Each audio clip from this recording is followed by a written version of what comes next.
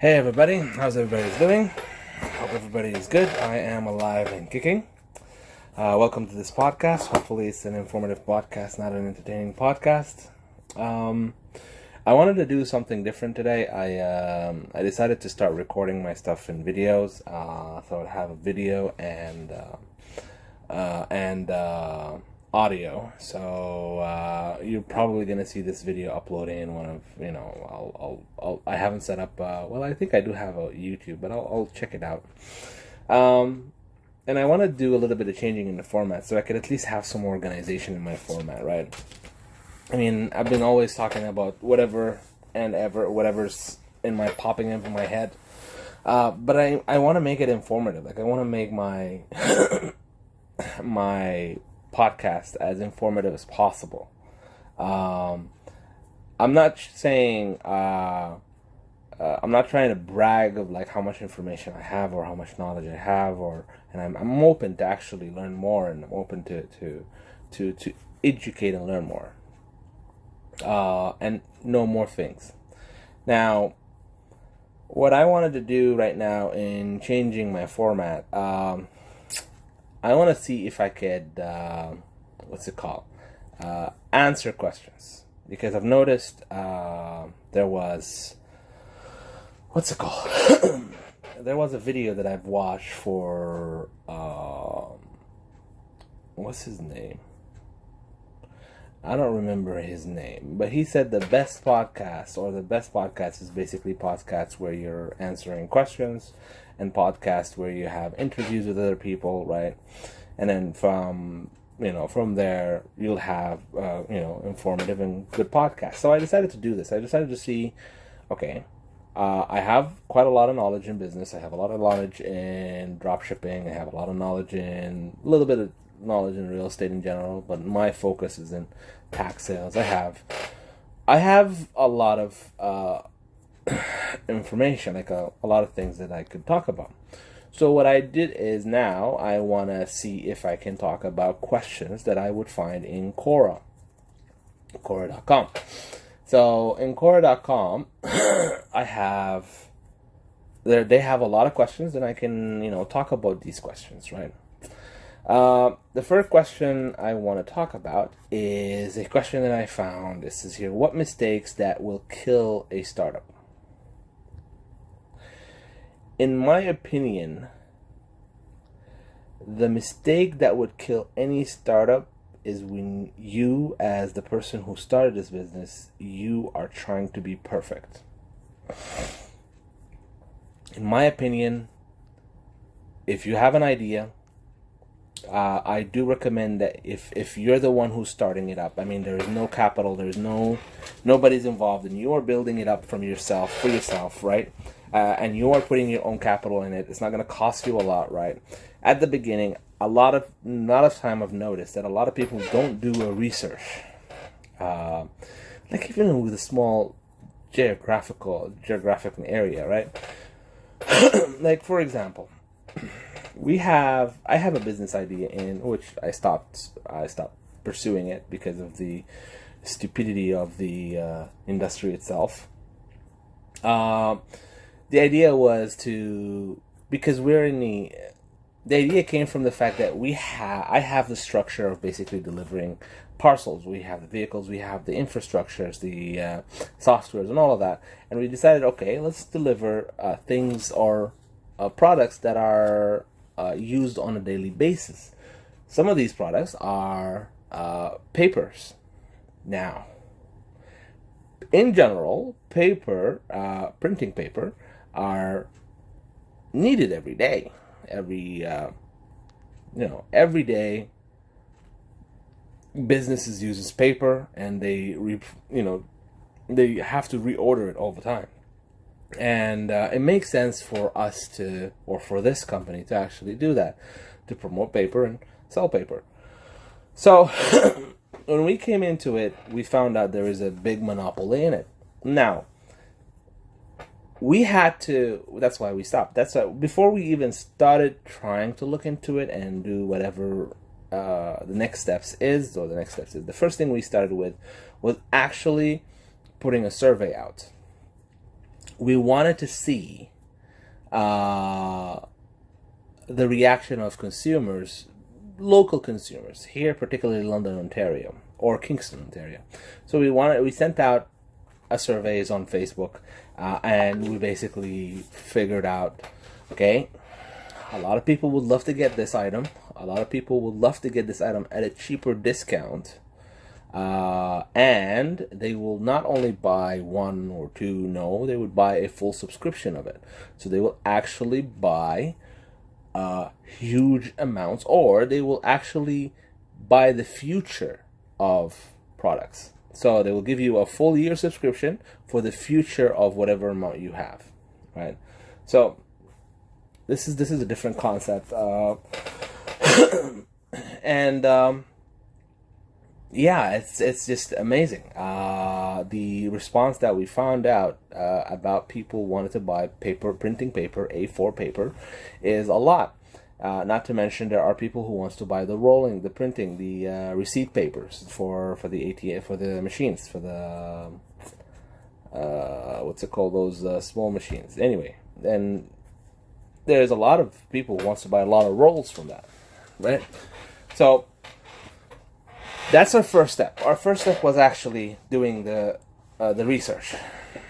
A lot of people, this is one of the mistakes that they do. They do not do this research.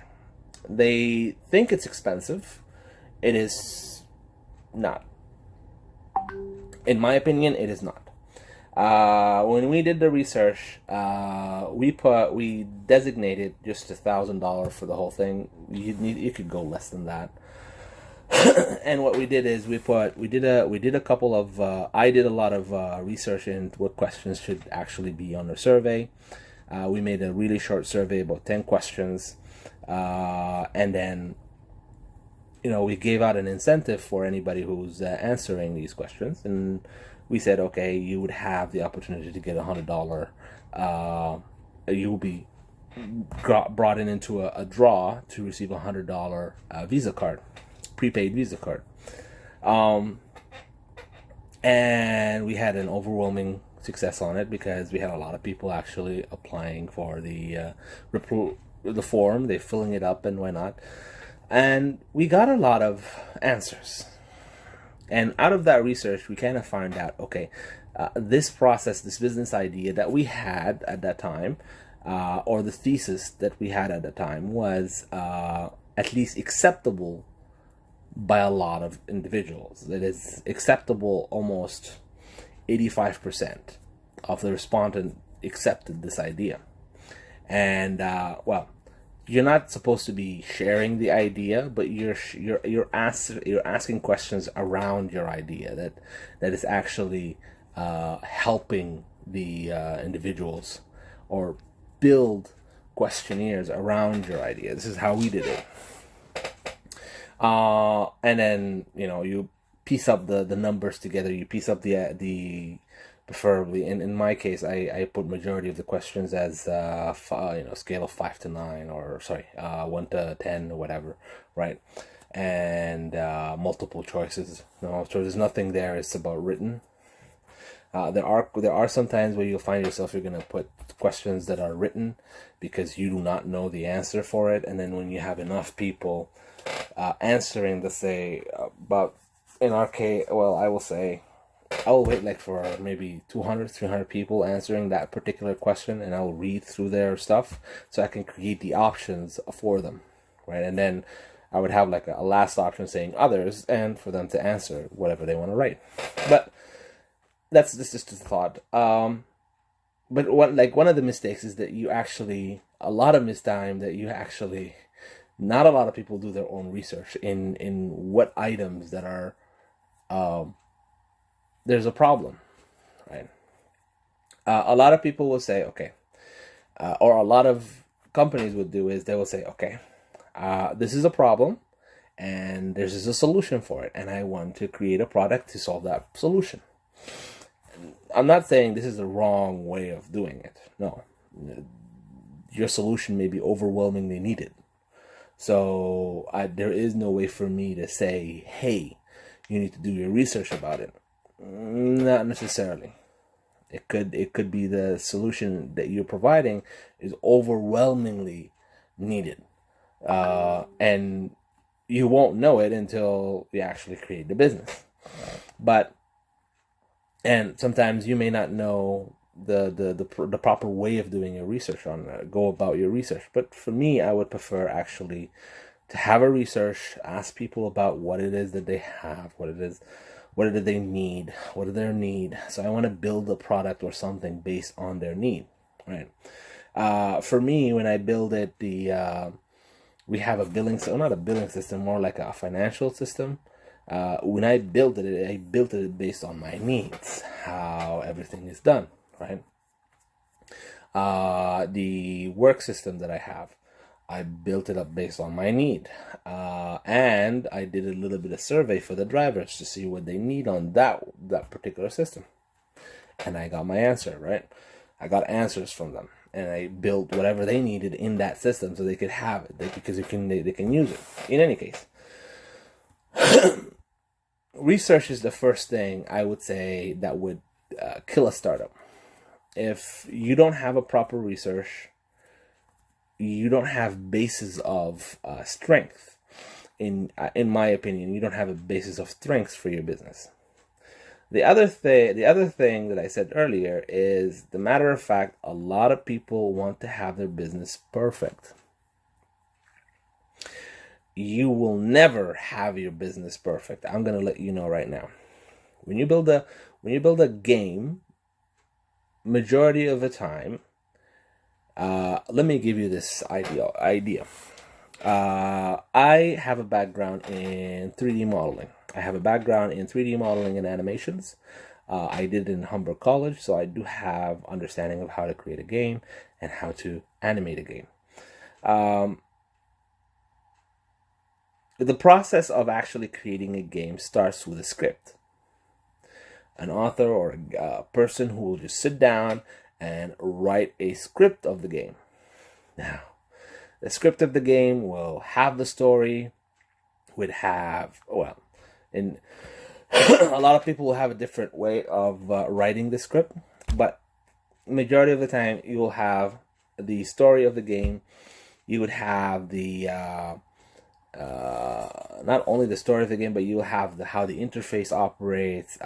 You won't have a design on how the interface look like. The screens of the next whatever. Some people will put like a PowerPoint for the next screen. How does it gonna look like and stuff like that. And then you're basically gonna give it to the next person in line. Either a production guy or a director or whatever it is. But you will have an idea of how the game look like, right? How is it going to operate? If there's a merchant system in there, or if there's any of that stuff, you'll have it in that script, and that script will basically talk of how things operate in it, right?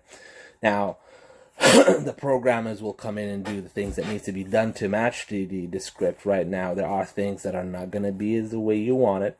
There are art styles that you're not going to be the same you want it. You would have an idea how do you want it to look like, but you wouldn't have the right the ultimate look, right? So the same thing goes with business. The matter of fact that you're starting a business and you are trying to make it perfect, it will never happen. When you start a program and you're trying to make it perfect, it will never happen. You just want something to start. When you have something to start, you can build it to the perfection you're looking for. But when you're starting up, don't think about perfection. Think about building a minimum viable product. MVP. This is how we look at it. You need to look for the minimum viable product. Whatever prototype you can build is enough to do and function the way you would like it to function. That's your product. However it's going to look like, that's not for you to decide. It's later on. At least build your minimum viable product. Build whatever needs to be first to be built, which is the minimum viable product. Promote that minimum viable product to whatever need to be done. You can even use your minimum viable product to actually survey people. So if you have built your minimal viable product, your MVP, you can actually use it to see how people look at it, how people interact with it, how people are engaging with it. I'm working on another system that it's but also integrates to my original business, which is Sudan Express. And we're still building the minimum viable product, but we are testing it locally. We're testing it locally before we're taking it out. And testing it locally, it will, for us at least, we'll need a year so we can actually see interactions between things and have better understanding of things. Right now,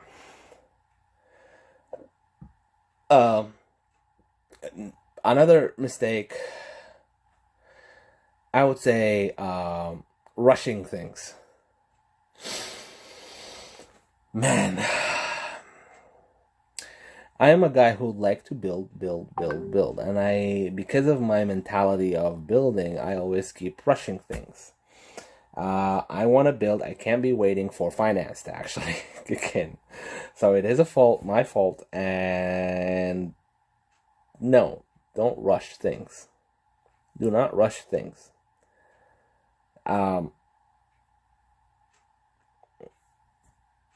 Don't rush things. Just take your time. This business is for you to stay long. When you're building a business, when you're doing a startup, you're starting it up for the long term, for the long haul. You're not here just to get rich quick. No. Take your time on it. I took my time hiring my guys. I took my time getting vehicles. Even though I'm stressed and I need to get vehicles, I took my time expanding my business. I took my time getting clients. I took my time doing a lot of things, right? Don't rush things. Rushing things will actually diminishes the work that you've been putting in. Don't rush things. Now, the other thing. Now, a lot of people would have some sort of idea what they want to build as a startup. I would say, yeah, you have an idea of what kind of startup you want to have. Don't be lazy writing it down. I know I'm guilty of this as well myself, right? I am a guilt of this as well. I don't like to write things. I like to just start. The same happen, and this is how I operate.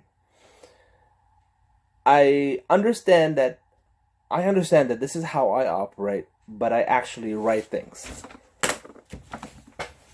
Here's my journal.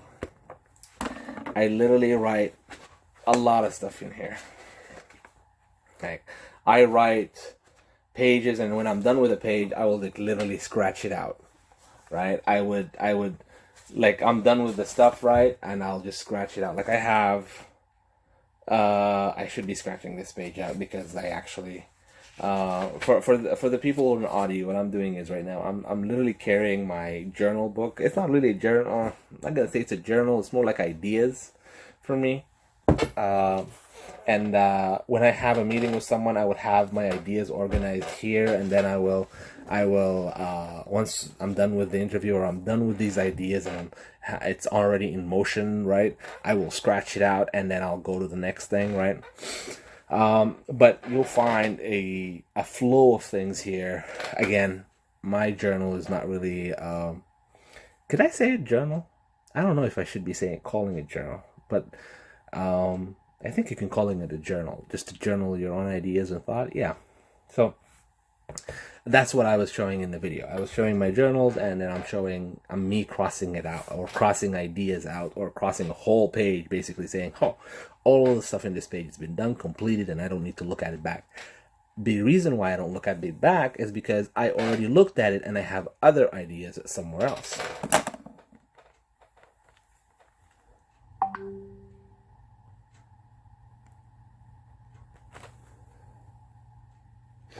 So I will look at it. Sorry, I just had a phone call here and I had to pause it.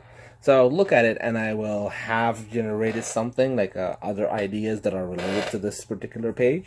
And then once I created those ideas, I will go back to the original page and I start crossing it out because I already have what I need from it, and I'll go to the next thing, right? I have a programmer that I'm working with, and I create a list of things. Every time I have a meeting with him, I create a list of things. Okay, he's done this, I scratch it out. You know what, I'm looking at his video. Okay, he's done this. You know, out of this, let's do this extra. Out of this, let's do another extra, right? I'll do another extra, and why not? And I'll go to the next page, right? This is my organization, right? Write it down. Write down your ideas, even though it is annoying. It is very annoying. This journal, I want to burn it. But at the same time, I know how valuable it is, and I cannot just burn it.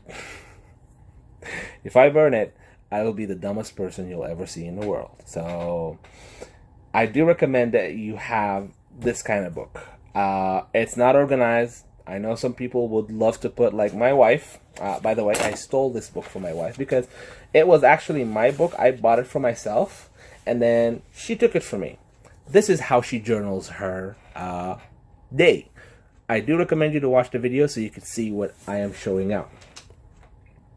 So this is how she journals her day with stickers and why not.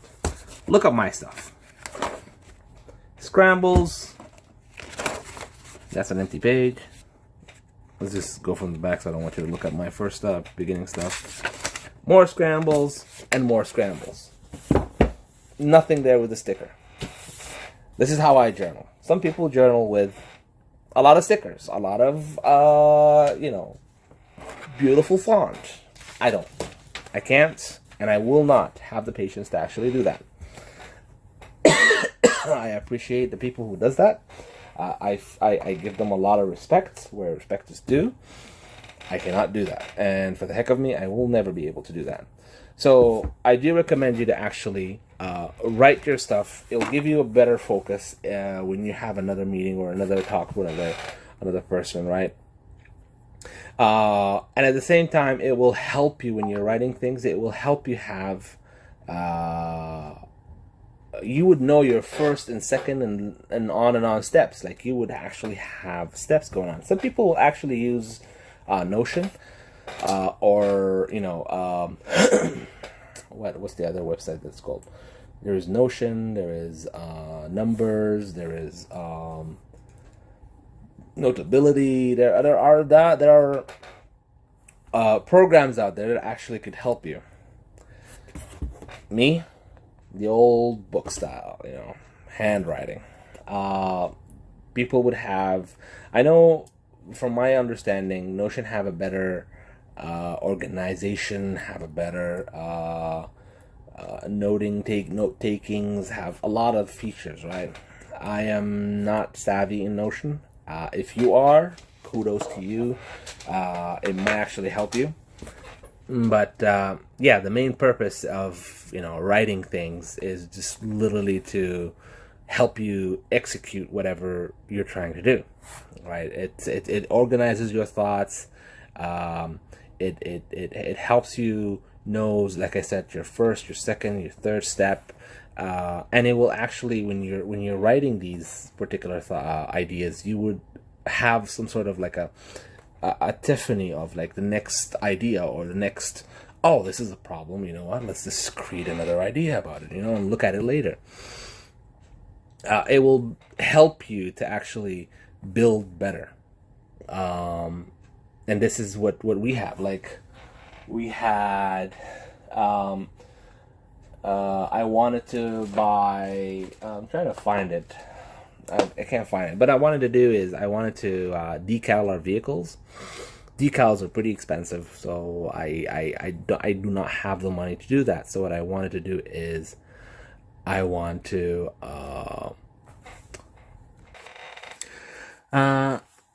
moving forward,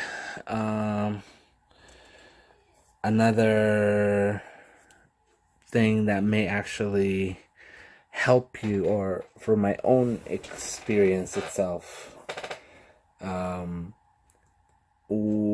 I always recommend someone or whoever starting a business to look for a partner. Look for a partner, a business eventually. Sorry about that. I got a little bit cut off. To add to that, I always recommend people when they start a business, don't go about do it yourself. Doing it yourself, I mean, everybody want to do it themselves. Everybody's trying to do it themselves. It's great. It's just, it's not productive. It is not, in my opinion, it's not good. I always believe that there are power in multiple people. Not too many people, but there are power when you have 2 brains or 3 brains. I find that when you add 4 people or 5 people, that's when arguments happen. Sometimes it does happen with 3 people. I do recommend at least to have a second person with you when you're starting a business. It doesn't matter who that person is. I do recommend you to have a second person coming in, helping you, or taking some of the load from you. For me, for example, I'm using me as an example all the time because I'm implementing what I am saying right now. In Sudan Express, I'm focused in business development, business relationship, business aspect of the business. The operational aspect, I look after the business and the financial aspect of the business. The operational side of the business, I am leaving it to my partner. Operation and HR, not fully HR. I have a couple of the HR responsibilities, but he's my partner. He's the one responsible for the relationship with the student, with the drivers. Any problems that the drivers have, he look after them. Any that's any issue that the driver have, he look after it. Complaints, customer complaints, and so it's basically operational side of the business. He looks after it. Trust me, it's a lot of headache to do everything by yourself, especially when you have multiple clients, big or a business where it's when you're running clients, man. In dropshipping, you're probably gonna hate it when you're doing dropshipping. In dropshipping, if you are the only one, imagine this: you're responsible advertisement, you're responsible of fulfillment, you're responsible of customer care, you're responsible of financials, you're responsible of complaints, you have a lot of things to be responsible about. And I don't recommend that you start by yourself. Unless you already have an idea of, you have a small project that you want to do, I would say go for it. If you're a small project by yourself, it's beautiful. I do not recommend, if you're going to go into a business that is actual, you're going to take it into like the next level, do not go by yourself. To start, it's okay for you to start everything by yourself, but once you reach that level where you actually need to have someone, you need to get someone. Don't think about it too much. Don't idealize the matter of fact you are by yourself. I need to do this. I need to do that. By the way, some people will get caught, and it happened to me before. Some people will get caught of the fact it's like, I need to do this. I need to do that. I need to be doing this. I need to be focusing on this. I need to do all that. We all do. We all do need to focus on a lot of things, but do not consider yourself a Superman. You are not. You'll never be, and no one will be.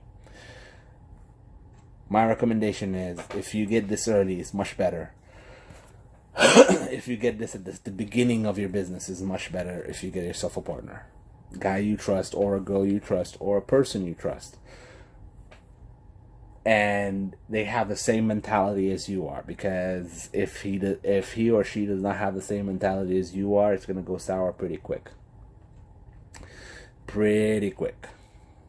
So don't wait on the person. I think you should get that person as soon as possible. Majority of the time, people will say, okay, my wife or my husband will be. I personally don't recommend that. I've seen it work out majority of the time. In my own experience, I don't think it works out, because some men have their own interests, some women have their own interests. They may not. They may support you in a way, but at the same time, they will be skeptical of actually helping you. Or if you're married, it's the duty of the spouse or the next person in line with, or the next person next to you, or the person next to you, the person next to you, is to support you. But that doesn't mean they believe in what you're doing. They will support you either way, which is a nice thing. But you need to let them know what you're doing, right? What's happening. Like my wife, when we had an agreement, right? We had an agreement between me and my wife when we started working, like when we were, dating and whatnot, and when we started marriage. Our goal is to be as financially free as possible, as soon as possible. Right now, we're technically financially free. I can sit down at home if I want to. I can take 3 days off if I want to. My wife can go anywhere she wants to do. Whatever. We're technically financially free. Right now, whatever amount of money we get is just extra. It's the extra money that we could just use it to entertain ourselves if we want. But if you come to our cash flow, whatever income I'm generating from my own businesses, it pays off all the bills. It pays off everything for this house. Any extras, dinner, new clothes. I mean, a few months ago or a few months back, she spent like $2,000 in clothes. I don't normally spend that much. She doesn't normally spend that much. She was happy she was able to spend that much. Like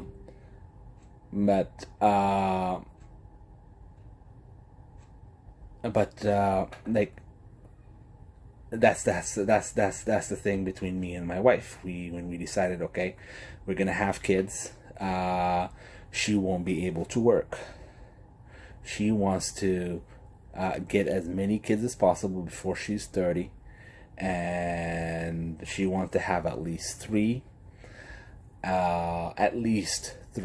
wants to have at least three. Now we're going through two. And she will take care of them, and she wants to stay at home to take care of them. So our agreement is I will do whatever it needs to be done to create the income for both of us. And we had our upside down, we had our bad days, we have our good days. But she does not interfere with my business. She is not interested in my business. She's not, by any means necessary, understands what I do.